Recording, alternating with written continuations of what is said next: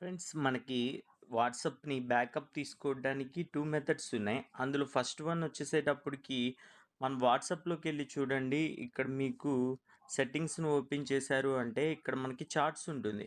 ఈ చాట్స్‌లో chat backup అనేది మనం బ్యాకప్ తీసుకోవడానికి ఉంటుంది. ఇక్కడి నుంచి మనం మన చాట్‌ని అనేది ఇక్కడ బ్యాకప్ పెట్టుకున్నాము అంటే ఆటోమేటిక్‌గా వచ్చేస్తుంది. ఇది మీరెక్కడ చూడొచ్చు అంటే డ్రైవ్‌లోకి వెళ్తే మీకు డ్రైవ్‌లో ఆల్రెడీ ఇక్కడ బ్యాకప్స్ అని జెప్పి కనిపిస్తుంది. ఈ బ్యాకప్‌లో మీకొచ్చేసి సేవ్ అవుతుంది. ఓకేనా? ఇది కాకుండా సెకండ్ మెథడ్ ఒకటుంది. దానికేంటంటే మనం ఫైల్ మేనేజర్‌లోకెళ్ళి చేయాల్సుంటుంది.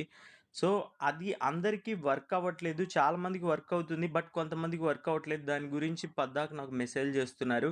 మీకు కూడా అది కావాలి అంటే కింద డిస్క్రిప్షన్‌లో లింక్ ఇస్తున్నాను. అలాగే నార్మల్‌గా పెడుతున్నాను చూడండి. బట్ కాపోతే ఏంటంటే మీరిది చేసే ముందే ఒకసారి మీ చాట్ మొత్తాన్ని బ్యాకప్ పెట్టుకోవడం అయితే మర్చిపోకండి. Thank you so much.